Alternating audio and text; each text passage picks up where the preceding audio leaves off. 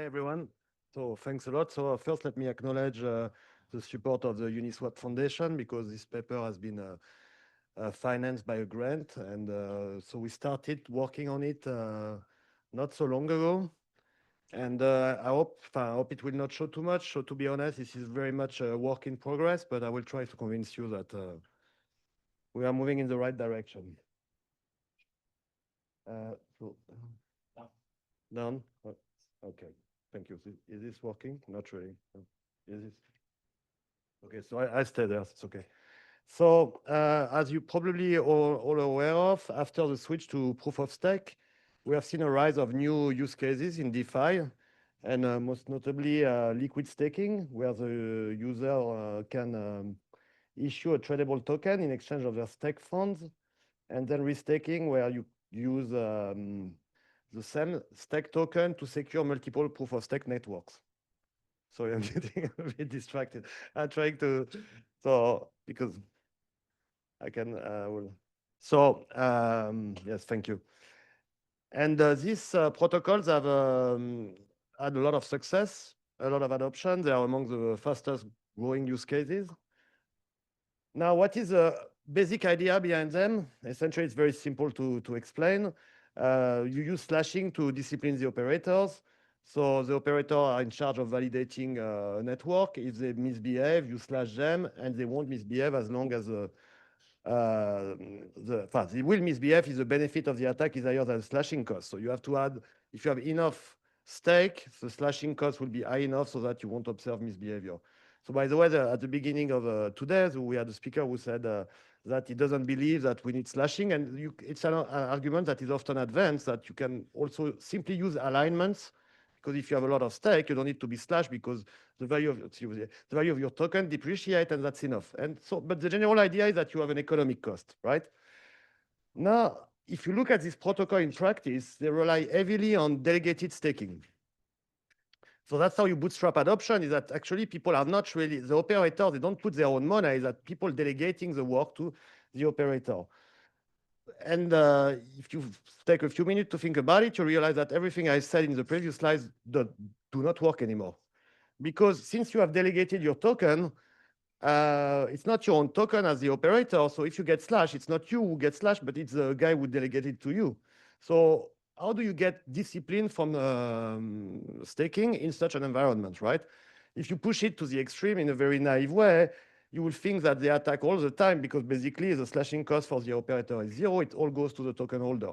And it's also true for the alignment argument, no, because it's not, if you are the operator, you don't have any token, so you are not even aligned with the protocol.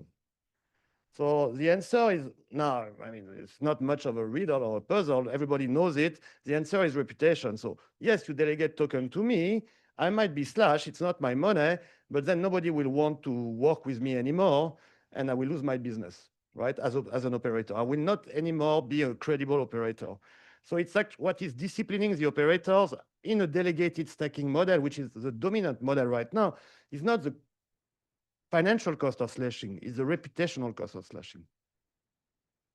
So the idea now is that, of course, you don't attack all the time because now the attack benefit has to be superior not to zero, but to your reputational loss.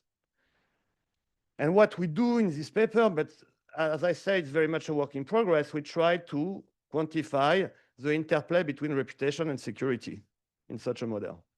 The second thing we also started to do is look at whether we can explain the operator dynamics, so what we observe in the data based on reputation. So this is work that one of our co-authors has done, that Kaman Tovanic.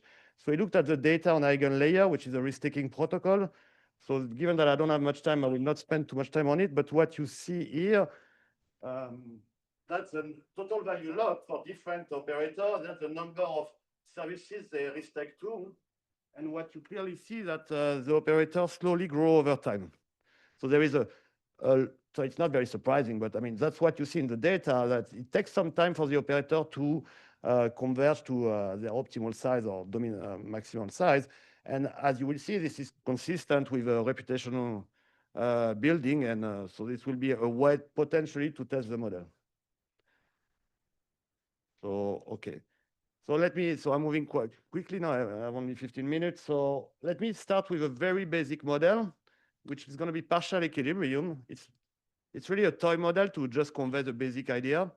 So we have one operator, one network. So you could think of it as a Ethereum. You have a population of small investors, stakers, and all the stakes is going to be delegated. So we already look at pure delegation. And we're going to assume that if the operator misbehave, all the stakes are slashed, which, by the way, is an assumption, because in principle, you could have partial slashing or more modular slashing, but we go for a very simple model. We're going to assume that the operator are behavioral. The operator are behavioral.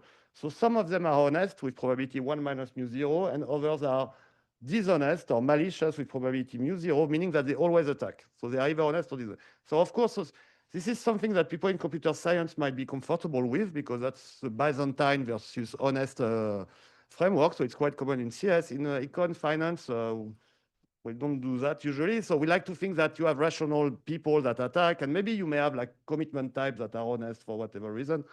So in the paper, we have the extension where instead of having malicious agents that always attack, we have malicious agents that attack as soon as it's profitable to them, not always. Okay, so these guys are they're really like a bit stupidly bad. No? So they have so then again, simplify model. We assume that attack opportunities arrive at some exogenous rate. So at the rate lambda, you attack. And so then you can show that the belief is updated over time. So Bayes' rule gives you this very simple formula here. And what does it tell us? Is that t is time. So as time goes on, if you don't observe an attack, you put more weight on the belief that the operator is honest, right? And as soon as you observe an attack, you know he's dishonest because the honest guys never attack. There is no noise around the signal.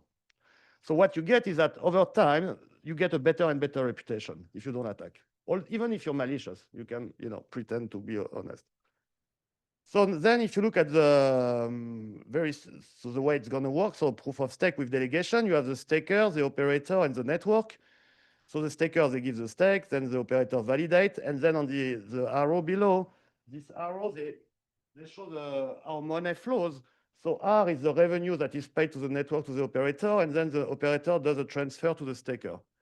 Now, since we have assumed we have a lot of small investors, we assume also that they are risk neutral, so they will require the risk-free rate. But they also need some insurance premium because the guy might just cheat and they will lose all their money. They are facing the financial risk. So what is this risk? It's just the probability mu that the guy is malicious times the rate at which it attacked.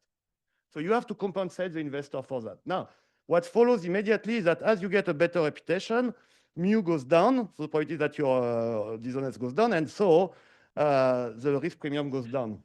Okay? And the profit of the operator goes up because the operator gets R minus the transfer. So what we want to say here basically is that as your reputation as an operator increases, you have to do less transfer to the investor to convince them to stake with you. And your profit goes up. Okay, so very simple. So to simulate this, you need to compute the Bellman equation, but it's very simple. So I spare you the technical detail, and that's what you get. The value function is growing over time. Because why? Because you get a better reputation. And why does this reputation translate into financial value? Because as your reputation goes up, you can lower your transfer. You see the transfer goes down, so you have more profit as an operator. But also what is interesting is that you attack less often. Okay, so that's the attack rate. So why do you attack less often in that model? Because they are just malicious. It's not because your behavior changed. It's just a composition effect because the bad guys, they get weeded out because they attack. So here you have less and less bad guys. So it's just compositional. If you had strategic operator, they will also maybe attack less because they have a better reputation. So I skip. So we have an extension of this to a strategic setting in the interest of time. Yes, I will skip the strategic setting and go directly to an equilibrium setting. So that's what we are working on. So that was just partial equilibrium to give you the basic idea. All we did here is just capture the impact of reputation. Yes, you have a question? Yes, go on. If you extend your setting to allowing the choice to be malicious or to be honest. Yes. And you have an environmental change that makes being malicious more attractive. So in that the mu can also go back up. Yes. So in that case, so I think malicious strategic, but if you take just strategic, so I attack strategically, it's always better than being honest. That's why economists don't believe in honesty. I mean, the best thing you can do is attack when it's worth. And being honest is really a commitment type. You should never, if you only care about money, you should never be committed to honesty. You should always, you should always take it when you can. Sorry, I mean, it's a typical thing in game theory, but then you can play with a small noise around a small number of people that might be honest, or you will have to introduce some other social norms or something. But then, okay, yes. Most of the protocol, restaking network, Yes. have passive field, so the transfer to stakers isn't being. So we should talk about that because when we talk to the restaking protocol, we find it extremely difficult to really understand how the transfer. Okay, so if you give us more hard information on this, I'd be happy to talk about it. So we are trying to gather data on that, but it's difficult. Yes, okay, so we can talk about that. It's not, okay, cool. Yeah. How do you feel about being honest and the reputation? If you look on the game, is a one shot. Yes. It's not. It's repeated. Yeah. It's repeated every time. So in the beginning, maybe you have more incentive to. If you have liquidity issues and you want, so you have incentive in the beginning to more, but once you gain more and more reputation, then there's less incentive. Yes, but that's still being strategic. So that's the usual thing. You at the beginning you're nice, people trust you, and then you steal everything when people have trusted you. That's what you're saying. But that's being strategic. That can happen in our model. It can be at the beginning you don't want to attack because you know that people will give you more and more delegated, and then when you have enough, you run away. But the honest here, they are really honest forever. So it's honest forever. But I mean, in CS, it's common, no? You have people who follow the protocol. You might argue, so for instance, in restaking, you have eigenlayers. They are also stakers, but they own the protocol. They are likely to be honest because because it's their own protocol, although they are also operating inside of it. So maybe Binance, you hope that they are honest on the Binance chain, no? Something like this, because it's their own chain, but yeah. So now I move on to a model which is equilibrium. We had only one guy, one network. So now we have so first decision we had to make is to decide whether we had a finite or not finite number of operators. I think finite would be nicer because we know we want to make coalition of 2/3, 1/3, or 1/2, and you can take over the network. It turns out that this is extremely complex when you do that because it's a dynamic game and then you have a finite coalition. So we could not handle it. So we went, what economists do often, we went to a continuum of agents because that will simplify aggregation a lot. So we have a continuum of operator, and then we generalize our problem by saying first that your profit, you have the revenue, but now the revenue is a function of your stake divided by the aggregate stake. So BQ is the total stake in the system, and that's the stake of one operator. And your revenue are increasing in your stake, but decreasing in the aggregate stake. That's in line with liquid staking. Right now, the formula for Ethereum is a constant times little q divided by square root of q. If it were small q divided by big Q, you will just give a constant revenue to the system and you would split it among the users. Okay. So we have this. So then you have the transfer like before, you have operating cost if you want. And then we say that lambda, so that the attacking probability is now a function of your stake and the stake in the system. And here the idea is that if your share in the system is bigger, you have more chance to attack.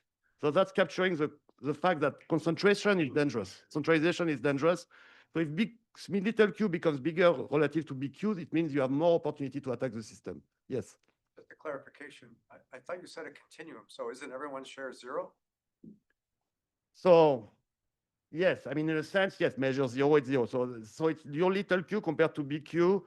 You could still do it gives you a proportion, but you're right. I mean, it's not a share because your measure is 0. No.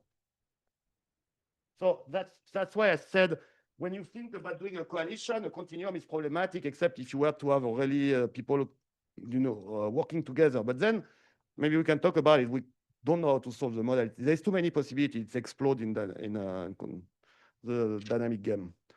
So remember, we have behavioral, still the behavioral guys.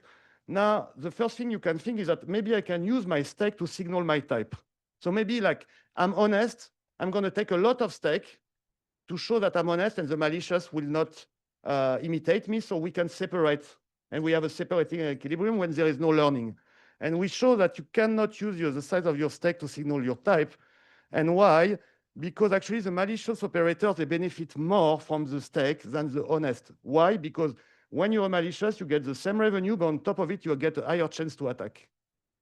Meaning that it's more attractive to you. So for those people who are familiar with signaling game, you have the single crossing property is not satisfied, and you cannot have separation.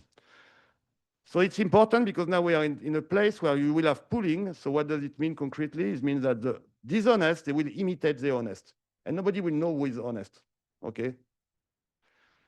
And so you have learning. Now we have a game, so you enter, you pay your cost, and then your type is revealed. That might be strange because you might think that your type is you, and we also at the beginning wanted, but then you cannot have free entry. But the way to think of it is like you create a team, you pay a cost C. If you get along, maybe you're going to be honest because you're patient. If you don't get along, or maybe you don't get along with financial, you become dishonest because you want to take the money and run as fast as you can. So that's a notion measuring the quality of your team, and you don't know it before you create your team. Then you have free entry. So the value of creating an operator has to be equal to the cost of entry. And with probability mu0, you're malicious. With probability 1 minus mu0, you'll be honest.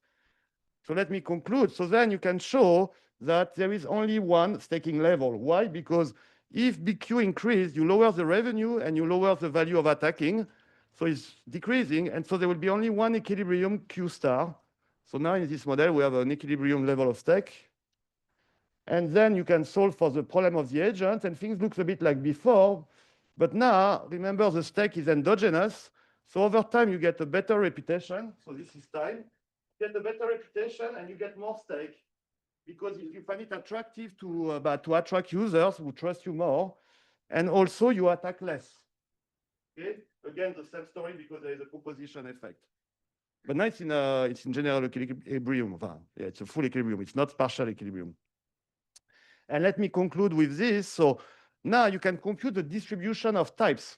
Because, okay, you understand they enter, and then some of them attack, so they disappear because they get slashed. And then you have the survivor. You can compute the distribution. You just use the Fokker-Planck equation.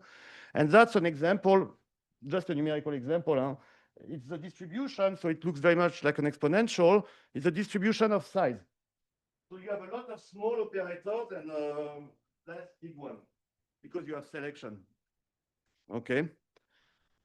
And but the point which is interesting is that if you look at the security of the system is the size, my size compared to the total Q. So different distribution will give different prediction about security.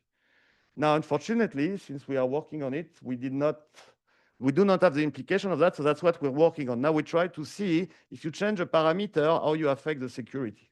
I have to finish? No. Okay, okay. So is it reasonable to assume that every honest operator would never do a mistake by accident? Okay, very good. So that's an extension we could have, like where you have not only adverse selection, but you have some kind of moral hazard. So then sometimes it looks like I did something bad, but I'm not. So then the learning process will be very different, but you can adjust for that. You just have to put some noise, something we want to do in an extension. And so, because here it's extreme. Every time you do something bad, I know you're bad, and I slash you completely, and you're gone. So you're right. But I don't think it's impossible to add. It's just, yes, yes.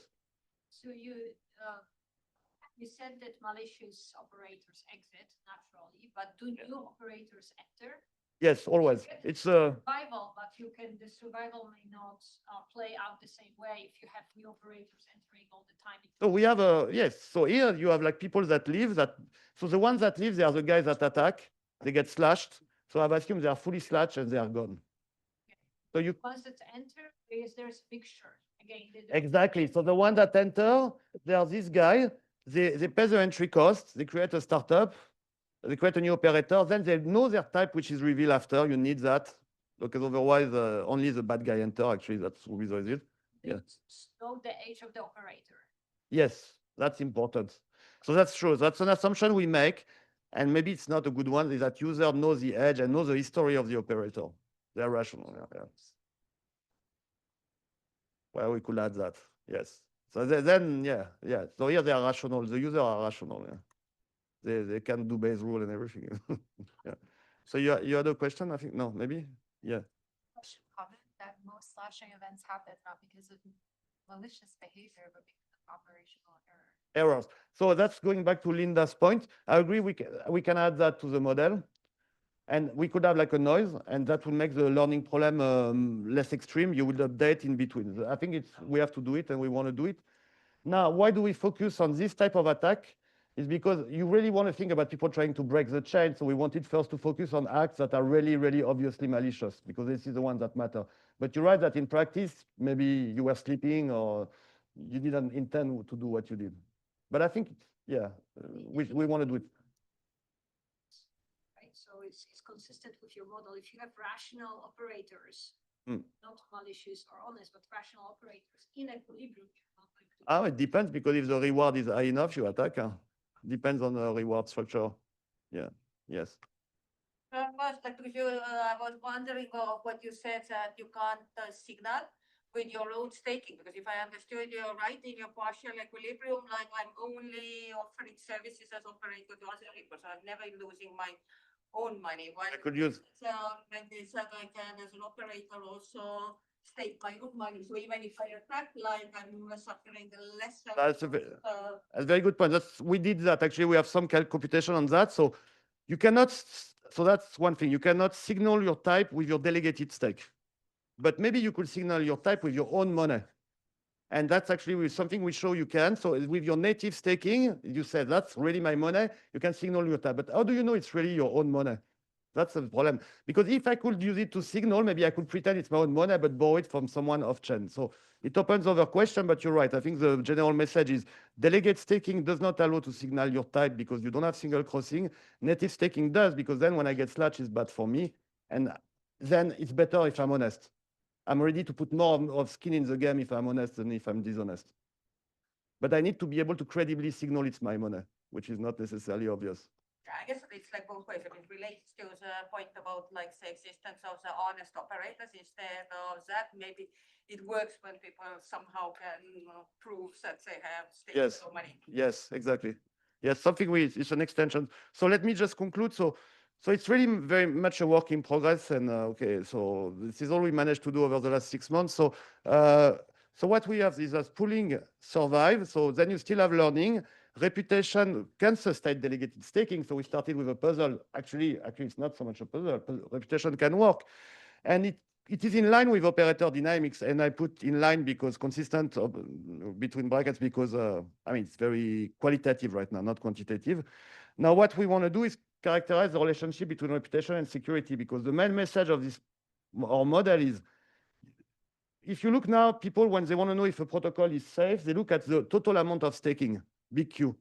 But actually what our model says that for the same big Q, you may have very different level of security when you look at reputation, because the distribution might be different. So you need a more subtle model. You can not only look at total stake when you have reputation, as you would do if it was not delegated. And that's really what we want to look at. Then we can do mechanism design and add all the suggestions, many of the suggestions, that's what we're working on. And yes, so that's what we expect to do in the next year.